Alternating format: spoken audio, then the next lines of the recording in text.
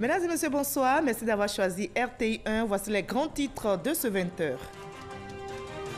Le Premier ministre Amadou Gon Coulibaly et des membres du gouvernement sont arrivés ce lundi à Ouagadougou. Ils tiennent demain un conseil conjoint avec leurs homologues burkinabés dans le cadre du 8e traité d'amitié et de coopération Côte d'Ivoire-Burkina Faso. L'événement est prévu les 30 et 31 jours prochains dans la capitale burkinabé. Les candidats au baccalauréat session 2019 connaissent leur sort depuis ce lundi. Les résultats ont été publiés dans les différents centres d'examen. Cette année, le taux national de réussite est de 41,23% contre 46,9% en 2018. On note une baisse de 4,86 par rapport à l'année dernière selon la DECO. Un réseau de trafic de viande d'âne entretenu par des individus de nationalité chinoise vient d'être démantelé à Ouangolodougou dans le nord de la Côte d'Ivoire. La législation ivoirienne interdit cette activité. La viande était destinée au marché chinois. L'abattoir clandestin a été mis sous scellé. 42 morts, 9 disparus. C'est le bilan du glissement de terrain qui a enseveli la semaine dernière des habitations d'un village du sud-ouest de la Chine. Des glissements de terrain surviennent régulièrement dans les zones rurales et montagneuses de Chine, en particulier pendant les fortes pluies. Soyez les bienvenus sur RTI 1. Le Premier ministre Amadou Gon Coulibaly et des membres du gouvernement sont arrivés ce lundi à Ouagadougou. Ils tiennent demain mardi un conseil conjoint avec leurs homologues du Burkina Faso dans le cadre du 8e sommet du traité d'amitié et de coopération Côte d'Ivoire-Burkina. Ils évalueront l'état de la coopération bilatérale lors du TAC prévu, je rappelle, les 30 et 31 jours prochains à Ouagadougou. Mama Traoré est l'un de nos envoyés spéciaux. Il est presque 13 h ce lundi quand l'avion transportant le Premier ministre Amadou Gon Coulibaly atterrit à l'aéroport international de Ouagadougou. Le chef du gouvernement ivoirien est accueilli par son homologue burkinabé, Christophe Marie-Joseph Dabiré, des membres du gouvernement du Faso et ceux de la Côte d'Ivoire, arrivés plus tôt dans la capitale burkinabé. Les deux gouvernements se retrouvent une fois de plus en cette fin du mois de juillet pour le sommet du traité d'amitié et de coopération TAC. Comme les précédents, ce 8e TAC sera l'occasion d'approfondir les liens historiques et fraternels existants entre la Côte d'Ivoire et le Burkina Faso. Nous sommes donc venus aujourd'hui nous joindre au gouvernement burkinabé pour travailler afin de pouvoir proposer à nos chefs d'État un projet d'ordre du jour pour qu'ils puissent le valider. Nous parlerons des échanges commerciaux donc, entre nos deux États qui sont en nette progression. Mais nous devons travailler donc, à les renforcer davantage. C'est pour cela que je voudrais me réjouir qu'à marge donc, de la réunion du traité d'amitié et de coopération, nous aurons un forum donc, des hommes d'affaires organisé par nos deux chambres de commerce et d'industrie. Ce sera aussi l'occasion de faire le point sur l'application de toutes les mesures et résolutions que nous avons arrêtées lors du 7e TAC qui s'est déroulé donc, à Yamoussoukro. Donc c'est pour dire que nous avons du pain sur la planche, nous avons du travail, nous avons également un environnement difficile au plan sécuritaire dans notre sous-région. Donc c'est un point important sur lequel nous aurons également donc, à travailler pour pouvoir faire des propositions donc, à nos chefs d'État. Demain mardi, Amadou Gon Coulibaly et Christophe Marie Dabiré présideront un conseil conjoint de gouvernement. Il y sera évoqué les conclusions des travaux des experts et les projets d'accord de coopération qui seront signés à l'issue de ce 8e TAC. Notez également que lors de ce TAC 2019, l'état d'avancement d'un projet phare sera évoqué. Il s'agit de l'autoroute Yamoussoukro-Ouagadougou, un ouvrage qui va booster les échanges entre les deux pays et faciliter la libre circulation. En Côte d'Ivoire, les travaux ont démarré sur la section Yamoussoukro-Tiébissou-Bouaké, 132 km d'autoroute en chantier pour un investissement de 238 milliards de francs CFA. Mais comment avancent les travaux? Élément de réponse avec Mahama Traoré. Sur le chantier de la future autoroute Yamoussoukro-Tiébissou, les engins lourds s'attellent à peaufiner la phase de terrassement. Il a fallu aménager 4 millions de mètres cubes de sable pour tracer la future voie. La chaussée, elle, a déjà pris forme. On est en train de mettre en place la couche de forme qui est en concassé. Et la plupart des ouvrages hydrauliques sont terminés, à l'exception des 2 échangeurs qui n'ont pas encore commencé. 36,5 km d'autoroute à réaliser pour rallier la capitale politique à la localité de Tiébissou. La chaussée sera de 2 fois 2 voies. Les matériaux utilisés sont fabriqués depuis cette station de concassage près du village de Lolobo. Nous sommes à la phase de la couche de forme. Après la couche de forme, il nous reste 2 autres couches, chacune de 20 cm. La 3e phase, c'est le bébé, ce qu'on appelle le produit noir, qui donne vraiment un aspect réel du projet. On dit voilà, le projet ça commence à être clair. 28% de taux de réalisation à ce jour, insuffisant pour tenir le délai de livraison initialement prévu pour octobre 2019. Plusieurs raisons expliquent ce retard. Il y a eu des contraintes qui ont amené des adaptations du projet, mais évidemment, il y a toujours un petit peu la part de chacun, la libération de l'emprise, le déplacement des réseaux, les performances de l'entreprise. Donc, nous accusons effectivement un retard par rapport au calendrier initial. Arrivé à Tiébissou, l'autoroute va traverser le fleuve Caen et rallier la ville de Boaké. Voici ce que sera cette section longue de 96 km. Les travaux ont démarré en avril dernier. Le chantier va mobiliser entre 700 et 1500 personnes. Pour l'heure, c'est la phase de terrassement. Depuis sa base de vie installée près de Boaké, l'entreprise chinoise en charge des travaux analyse la texture des différents types de sols rencontrés. Objectif, livrer un ouvrage de qualité à l'issue des 3 ans de travaux impartis. Les taux de réalisation, c'est presque 15%. 15%. Et puis dans les soutiens de H-Route et VNet, on croit qu'on peut finir les travaux à temps. 2 sections pour bâtir une autoroute de 132,5 km entre la capitale politique et la 2e plus grande ville du pays.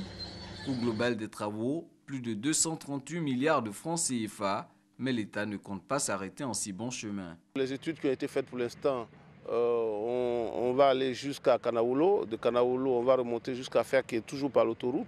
Mais aussi, il va y avoir l'embranchement de Kanaoulo pour aller vers Korogo, aussi en autoroute. Et éventuellement, on fera entre Korogo et Ferké aussi en autoroute. La construction de l'autoroute entre Boaké et vers la frontière, les études sont en train d'être terminées. Une fois que les études seront terminées, on va voir comment on mobilise les ressources pour pouvoir donc réaliser cette autoroute qui est extrêmement importante pour les 2 pays, la Côte d'Ivoire, le Burkina et aussi pour le Mali. Une fois achevée, cette autoroute va donner une seconde vie au trafic et aux échanges entre la Côte d'Ivoire et les pays de l'Hinterland, notamment le Burkina Faso. Les 2 pays nourrissent l'ambition commune de réaliser une autoroute entre Yamoussoukro et Ouagadougou. Cette ambition commencera à être une réalité dès le second semestre de 2020, délai prévu pour la livraison du tronçon Yamoussoukro-Tiébissou. Et l'éducation figure en bonne place dans cette coopération ivoiro-burkinabé, justement au chapitre éducation de ce 20h. Les candidats au baccalauréat session 2019 ici en Côte d'Ivoire connaissent leur sort depuis quelques heures. Les résultats ont été publiés ce lundi et cette année, le taux national de réussite est de 41,23% contre 46,9% en 2018, un taux en baisse de 4,86. Sephora Zegui, Grace Kando. Examen du baccalauréat session 2019, les résultats des 261 707 candidats sont connus.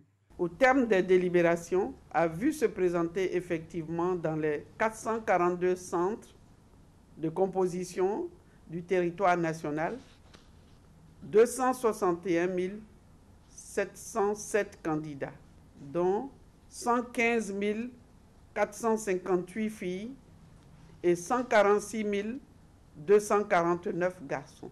Sur cet effectif de candidats présents, 49 221 filles et 58 076 garçons, qui donnent un total de 107 897 candidats, ont été déclarés admis, soit un taux de réussite national de 41,23%.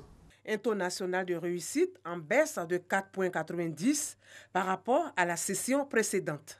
Autre constat, le taux de réussite chez les filles qui est de 42,63%, est meilleur que celui des garçons, où il est de 40,12%. Les résultats du jury spécial de réclamation seront proclamés le jeudi 1er août 2019 à 15 h dans les mêmes centres. Les résultats sont disponibles depuis 14 h ce lundi dans tous les 442 centres de composition du pays. Il ne reste plus que 48 heures aux candidats pour introduire leurs réclamations dans leurs centres de composition respectifs. Voilà, comme vous l'avez entendu, plus de 260 000 candidats étaient en lice. Au baccalauréat session 2019, le taux national de réussite est de 41,23% contre 46,9% en 2018. On note un taux en baisse de 4,90. 107 897 candidats ont été déclarés admis. Le taux de réussite chez les filles qui est de 42,63%. est meilleur que celui des garçons qui est de 40,12%. Nos reporters Stéphane Lobo et Grace Kando étaient dans quelques centres de proclamation dans le district d'Abidjan pour vivre l'ambiance des résultats entre succès et échecs. Ils nous rapportent les différentes émotions recueillies sur place. Lycée moderne Djedji Amondi Pierre d'Adiamé, il est 13 h. Avant les résultats du baccalauréat, présidents de jury et collaborateurs font les derniers réglages. Le service médical du centre se prépare. Crispation sur les visages. 14 h, les candidats approchent, les premiers résultats sont proclamés. Jury 00J0026, série A2. Numéro 191. 2095. Aboku Clémentine Esther. Numéro 181. 2014. Je vous l'avais dit, il y a mon bac. Oh Dieu, je ne peux pas parler. Au début, j'avais un peu peur. Je stressais, c'est naturel. Mais quand j'ai entendu mon numéro de table, le calme est revenu en moi. Je me suis sentie à l'aise. Joie pour certains et détresse pour d'autres. Au lycée moderne de Trècheville, plusieurs candidats consolés par leurs proches. Tous ceux qui n'ont pas eu aussi, l'année prochaine est là, que Dieu va faire, ils vont en voir. Les résultats du baccalauréat session 2019 mettent fin aux examens à grand tirage. Et quelle est l'ambiance à l'intérieur du pays? Nous irons à Boaké, San Pedro et nous ferons un tour dans la région du Poro qui a obtenu un taux de réussite de 49,58% contre 40,28% l'année dernière, soit une hausse de 9 points. Le témoignage de nos différents reporters.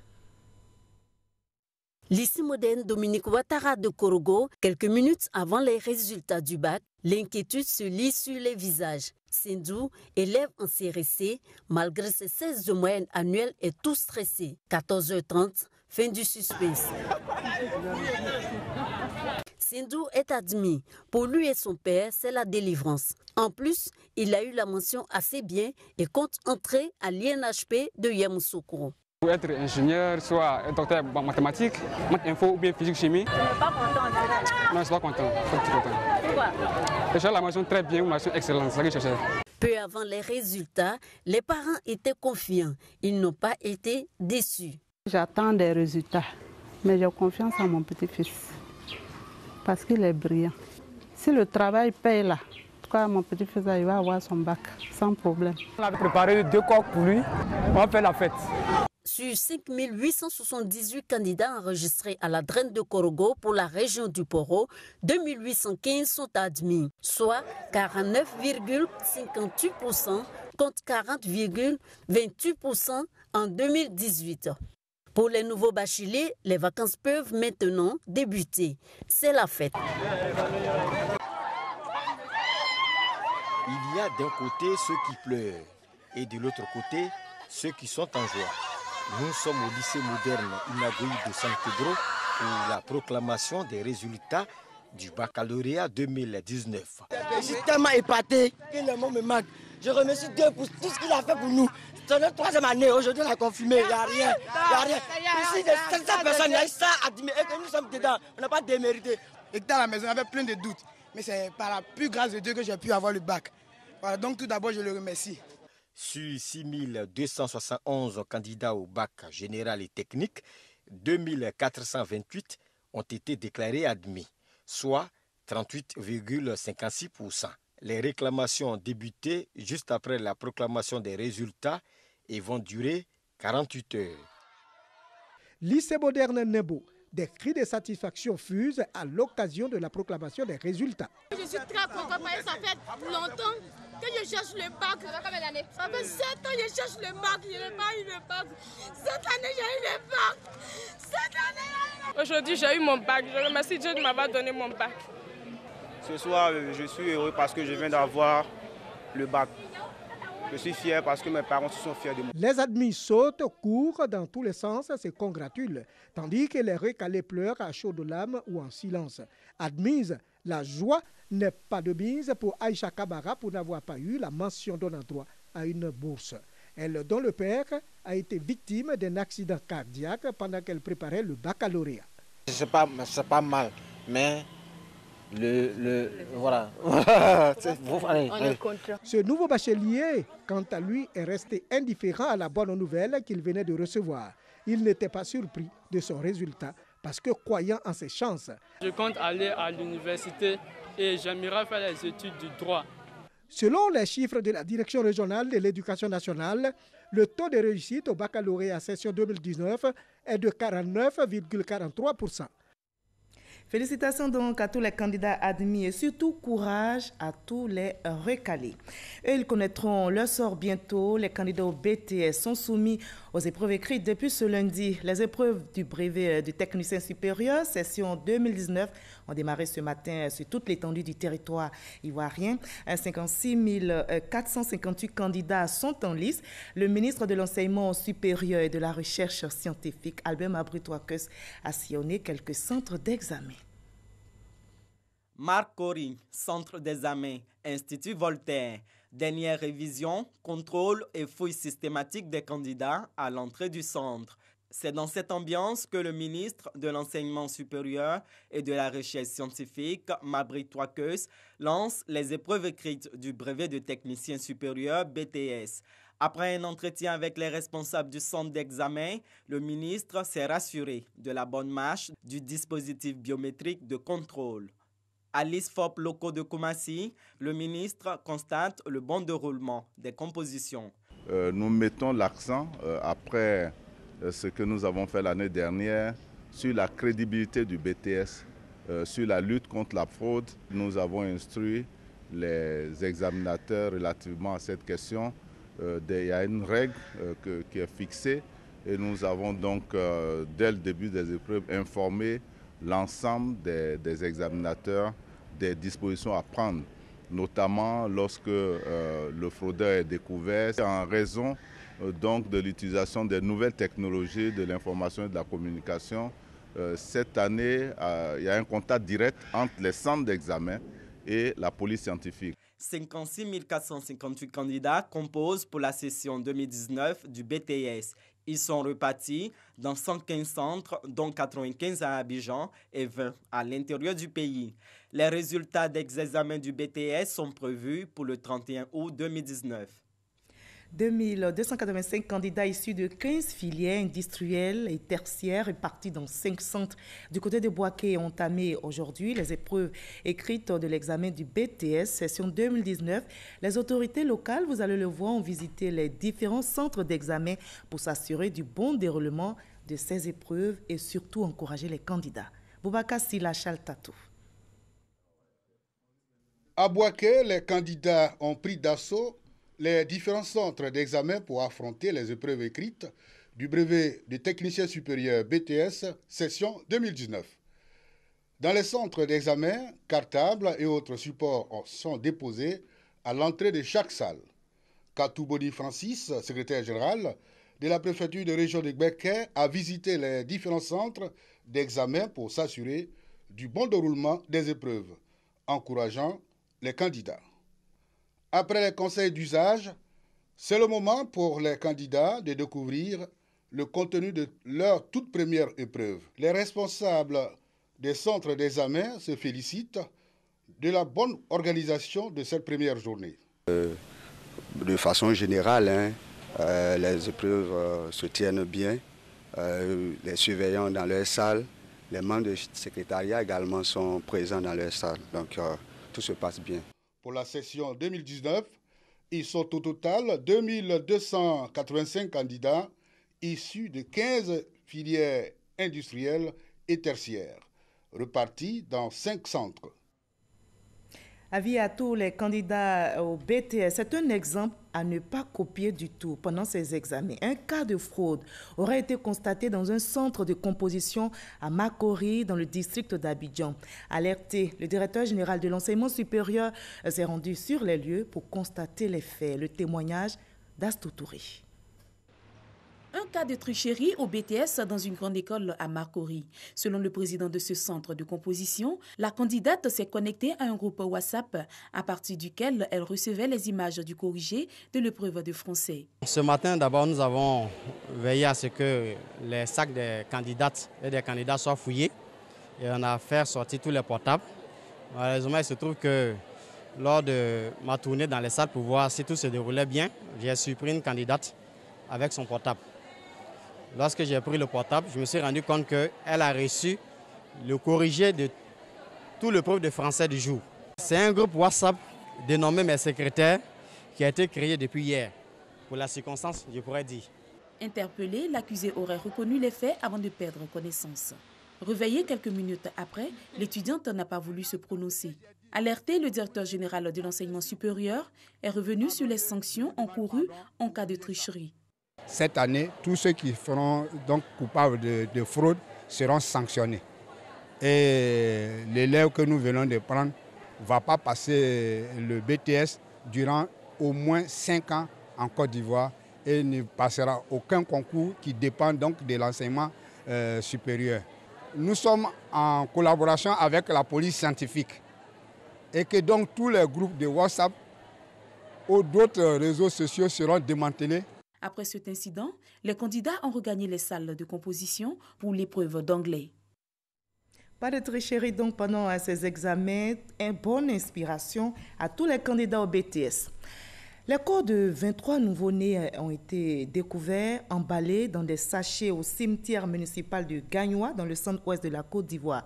Mais pour quelles raisons et comment ces bébés ont-ils été abandonnés dans la nature? C'est bien la première fois qu'autant de corps sont retrouvés en même temps et au même endroit et de surcroît des bébés. Les investigations sont donc en cours pour en savoir davantage sur cette affaire.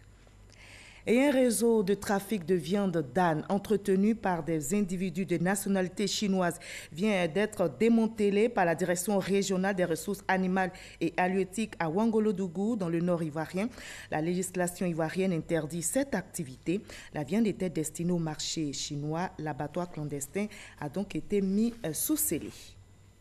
Nouvelle plus gaie à présent avec les hommages et reconnaissances des régions aux chefs de l'État qui se succèdent ici en Côte d'Ivoire. Le dernier en date, vous vous souvenez, c'est celui des 11 régions à Fek-Sédougou. Et la mobilisation a été un pari réussi par les organisateurs. Un événement salué notamment par les populations de Kong, comme nous le rapporte Kader Sogodougou. Plusieurs journées d'hommage et de reconnaissance au président de la République, Alassane Ouattara, sont initiées à travers toute la Côte d'Ivoire. Les populations ivoiriennes sensibles aux actions de développement engagées dans tout le pays tiennent ainsi à féliciter le premier des Ivoiriens. Le giga rassemblement de Fek-Sédougou a permis de prétexte aux populations de Kong, localité d'origine d'Alassane Ouattara, de remercier toutes ces populations satisfaites de la gestion d'État de leur fils. Il y a beaucoup de cérémonies d'hommage et de remerciements qui ont eu lieu dans les différentes régions de la Côte d'Ivoire. La ville Kong, dont est issu le président de la République, se réjouit avec toutes ces populations pour cette cérémonie grandiose, mémorable, inédite, qui a été organisée et qui s'est très bien déroulée aujourd'hui à Ferké. Je me réjouis particulièrement, ainsi que tous les membres de mon conseil, les élus et les populations du nombre impressionnant de délégations venues de partout comme un seul homme pour rendre un vibrant hommage au président de la République, son Excellence Alassane Ouattara. Soyez donc distinguées personnalités, chers parents, toutes et tous, salués et remerciés.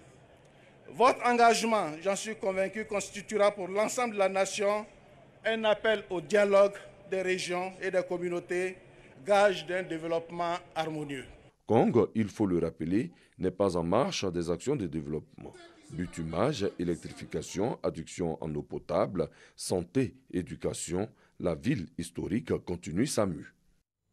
Autre cérémonie d'hommage au président de la République, c'est celle des populations Bakoué, Baoulé et Malinké de 30 villas dans le département de Méagui. Ces populations sont reconnaissantes au chef de l'État pour toutes ses actions de développement dans leur localité. Une journée d'hommage a donc été organisée dans le village d'Amani Konankro, le témoignage de notre correspondant sur place, Sam Konan.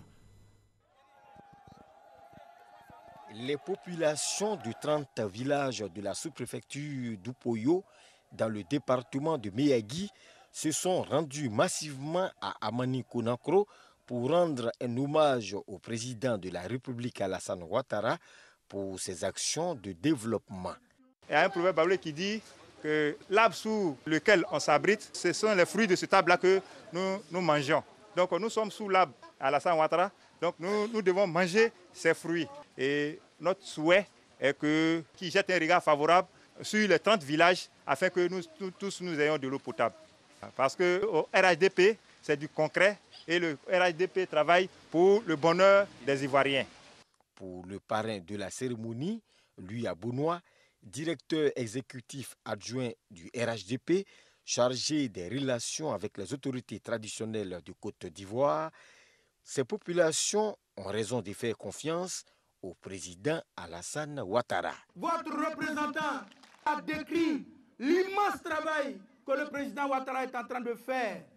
Il a parlé des routes, il a parlé des ponts, il a parlé, oui, des écoles, des hôpitaux, il a parlé des pompes de l'hydraulique, il a parlé de ce grand programme. Mais vous ne pouvez pas être en marge de ces 21 000 pompes. Ce n'est pas possible aujourd'hui, ce n'est pas possible demain. Nous allons nous faire fort pour que, oui, l'eau potable arrive ici. Louis Abounois a demandé aux populations Bakoué, Baoulé et Malinké vivant dans ces 30 villages de cultiver la cohésion et la paix.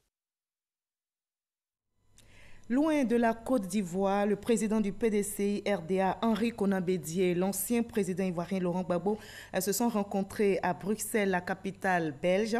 Les deux personnes ont parlé de politique, mais c'est une visite placée sous le signe de la fraternité.